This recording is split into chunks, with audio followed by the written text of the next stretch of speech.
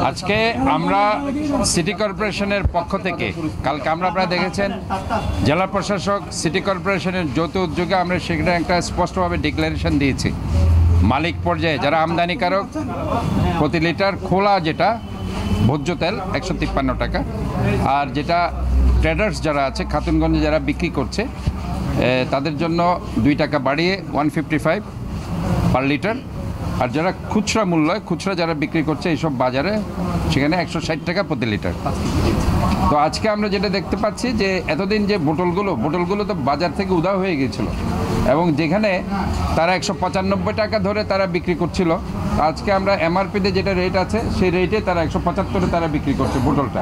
আর খোলা তেল এখানে অবশ্য আমরা এখনও দেখছি না যে কাজের দৌড়িতে অন্য বাজারে আমাদের ম্যাজিস্ট্রেট আছে, হয়তো সেখানে তারা সেটা দেখবে। তবে আমি তাদেরকে মূল্য তালিকা সেখানে আছে, আর এখানে যেখানে যেখানে মূল্য তালিকা নেই সেখানে তাদেরকে লাগিয়ে রাখতে বলেছি এবং সেটা স্পষ্টভাবে খোলা তেল প্রতি লিটার 160 টাকা ধরে তারা বিক্রি করবে। এটা তারা সবাই জানে, তারাও একমত যে তারা 160 টাকা করে সেটা বিক্রি করবে।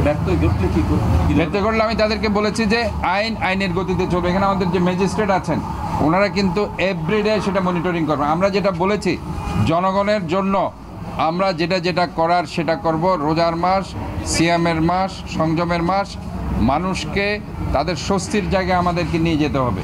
মানুষ আজকে খুব অসহায়, নিঃস্ব। তারা যদি আজকে এই মুনাফা তারা যে করছে সেটার জন্য আজকে যে মানুষ যে আজকে নিঃস্ব হয়ে যাচ্ছে সেটার ব্যাপারে আমরা সিটি কর্পোরেশন আমরা বদ্ধপরিকর তাদেরকে একটা ভালো জায়গা, স্বস্তিকর জায়গায় নিয়ে আনার জন্য। এবং আমরা যতদিন আমাদের এই যে রেট আমরা বলেছি এই রেট তারা আজকে আমরা দেখছি যে সেটা তারা মানছে। এটা যতক্ষণ এটা 100% ইমপ্লিমেন্ট না হবে আমাদের এই অভিযান চলতে থাকবে, এই অভিযান থামবে না।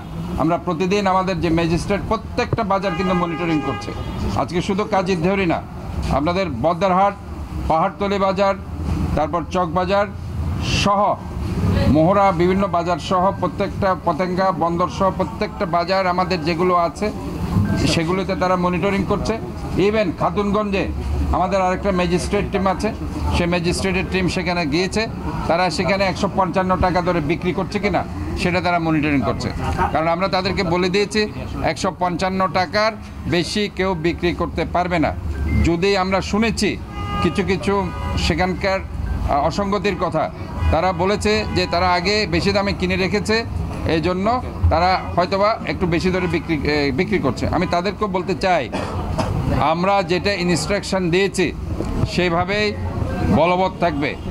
যতই বেশি দামে কিনুক না কেন তাদেরকে আমরা যে রেট ধার্য করে দিয়েছি কালকে সেই রেটে তাদেরকে বিক্রি করতে হবে। অন্যথায় আইন তাদের নিজস্ব গতিতে চলবে, তাদেরকে শাস্তির আওতায় আনতে হবে।